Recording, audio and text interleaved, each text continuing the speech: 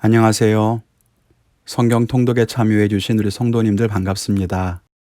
2021년 새해 복 많이 받으시고요. 말씀을 읽고 묵상하는 중에 하나님의 놀라운 은혜와 또 우리 성도님들을 향한 크신 사랑을 만나는 귀한 시간이 되기를 간절히 바랍니다.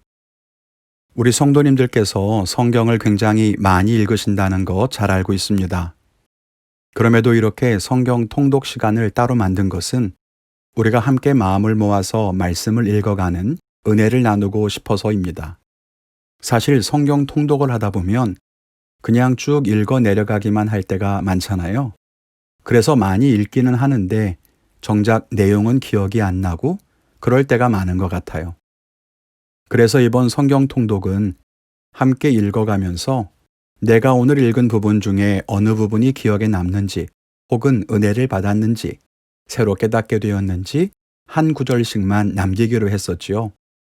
이게 왜 중요하냐면 그냥 읽는 것으로 끝나지 않고 그 안에서 은혜를 기억할 수가 있기 때문입니다. 그리고 그 은혜를 단톡방에서 서로 나눔으로써 나는 이 부분에서 은혜를 받았었는데 다른 성도님은 여기에서 은혜를 받았구나. 내가 방금 분명히 말씀 읽었는데 저런 말씀이 있었네. 이렇게 서로 보면서 새롭고 더 풍성한 은혜를 나눌 수 있다는 거죠. 이번 통독이 그런 시간이 되기를 바랍니다. 올해 성경 통독은 특별히 7절기에 맞추어서 성경 본문을 나눠봤습니다. 그래서 신년주간, 사순절 기간, 오순절 기간, 또 성령 강림절 이후의 시간들, 마지막으로 대강절까지 그렇게 해서 총 7세션으로 성경책을 각각 나누어 일독에 참여할 수 있도록 진도표를 만들어 봤습니다. 평일에는 정해진 분량을 읽으시고요. 혹시 다 못 읽으신 분들은 주일이나 휴일에는 성경을 읽어야 할 분량이 없으니까 그때 마저 읽어서 채우시면 되겠습니다. 일단 1월 4일부터 2월 6일까지는 신년주간을 맞아서 구약의 역사서의 앞부분을 읽어가려고 합니다. 보통 성경을 읽을 때 창세기부터 읽거나 신약으로 가서 마태복음부터 읽기 마련이지요. 그런데 특이하게 여호수아부터 읽어가는 이유가 있습니다. 여호수아 말씀은 이스라엘 백성들이 출애굽을 하고 광야 생활을 지나서 드디어 가나안에 들어가는 첫 출발점이 됩니다. 물론 비록 가나안에 들어가서 전쟁을 해야 하고 그곳에 들어간다고 해서 모든 것이 완성되는 것은 아니지만 이스라엘에게 새 시작인 것만큼은 분명해 보여요. 그래서 이번 신년주간에 가나안에 들어가는 여호수아 그리고 거기에 하나님의 나라를 세우는 열왕기까지 읽으면서 우리가 이번 한 해 어떤 마음으로 삶을 계획하고 살아갈지 함께 생각해 보면 좋을 것 같습니다. 제가 이 영상을 만들게 된 이유는 우리 성도님들이 각 책을 읽으실 때에 도움이 되실 만한 배경을 짧게 설명을 드리기 위해서예요. 제가 매일 영상을 올려드리지는 못하겠지만 각 책이 시작되는 날, 그러니까 오늘은 여호수아가 시작되는 날이니까 여호수아에 대한 영상을 짧게 올리고 토요일에는 사사기가 시작되니까 사사기에 대해서 배경 설명 영상을 올려드리겠습니다.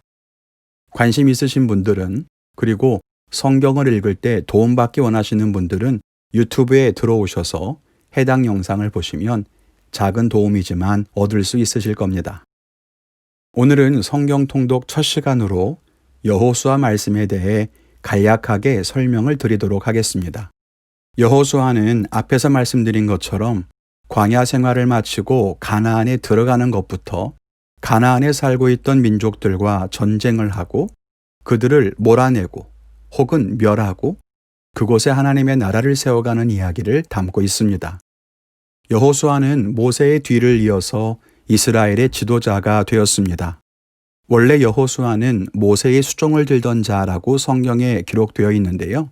이는 여호수아가 하인이라는 뜻이 아니라 모세의 최측근에서 모세를 도왔던 조력자였다는 것을 의미합니다. 그런데 여러분, 모세가 어떤 사람입니까? 하나님과 직접 대화도 하고 이스라엘의 출애굽을 이끌었던 위대한 지도자였고 하나님의 기적을 나타내기도 한 위대한 인물이었죠. 그런 모세가 죽고 여호수아가 바로 다음 후계자가 된 거예요. 얼마나 부담스러웠을까요?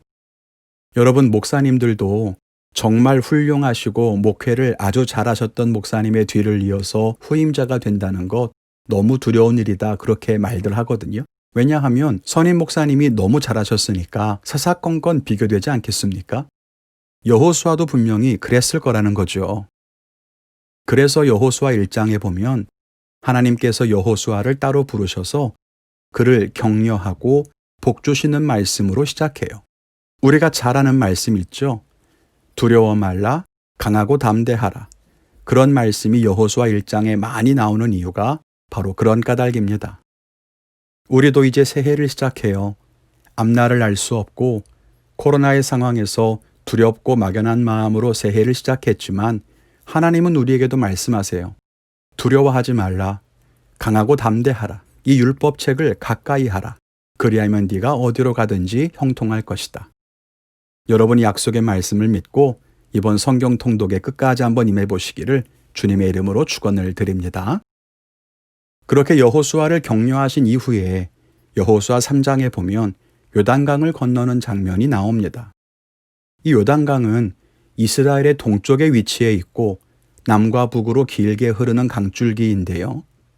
이 강을 건너서 가나안에 들어갔다는 것은 이스라엘이 광야에서 그대로 가나안으로 북진했던 것이 아니라 이렇게 돌아서 반시계 방향으로 우회해서 가나안으로 들어갔다는 뜻입니다. 성경을 읽어보면 요단강물이 깊었고 굉장히 빠르게 흐르고 있었는데 하나님께서는 홍해를 가르셨던 것처럼 요단강을 가르셔서 이스라엘 백성들이 건너가게 하셨습니다. 말씀을 한번 읽어보시면 큰 은혜가 되실 겁니다. 요단강을 건넌 이후에 처음 정복한 성이 바로 여리고입니다. 여리고는 예루살렘과 요단강 사이 여기쯤 위치한 성으로 만일 요단을 건너서 가나안에 들어간다면 제일 먼저 도착하는 곳입니다. 그래서 이 성을 가장 처음 무너뜨리게 돼요. 말씀을 읽으시다 보면 성벽을 돌고 소리를 질러서 그 성벽이 무너졌던 이야기를 보실 수 있습니다. 그런데 이 대목에서 이스라엘 백성들이 할례를 행하고 여리고성을 정복했다는 점에 주목해야 합니다. 할례는 남자들에게 행하는 포경수술 비슷한 그런 의식인데요. 하나님의 백성으로 구별되는 아주 중요한 의식입니다.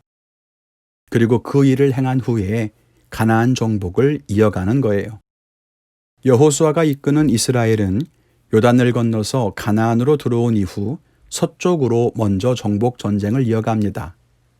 그리고 이어서 남쪽의 종족들을 정복하고 마지막에 북쪽을 정벌하게 됩니다. 성경을 읽어가시면서 이 순서를 잘 기억하시면서 읽으시면 좋겠습니다. 성경을 읽다 보면 여호수아와 이스라엘 백성들이 승리하기도 하고 실패하기도 합니다. 쉽게 이기기도 하고 힘겹게 싸워야 할 때도 있습니다. 아니, 하나님이 약속하신 땅에 들어가는데 왜 이렇게 어렵고 힘든 걸까요? 그냥 쉽게 주시면 안 될까요? 어쩌면 우리 인생도 그렇지 않습니까?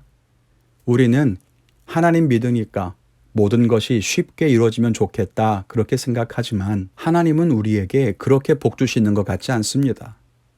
왜 그럴까요? 우리가 함께 이 여호수아 말씀을 읽어가면서 그 하나님의 마음과 또 말씀을 따라 살아가는 우리의 삶에 대해 한번 생각해 보면 좋겠습니다.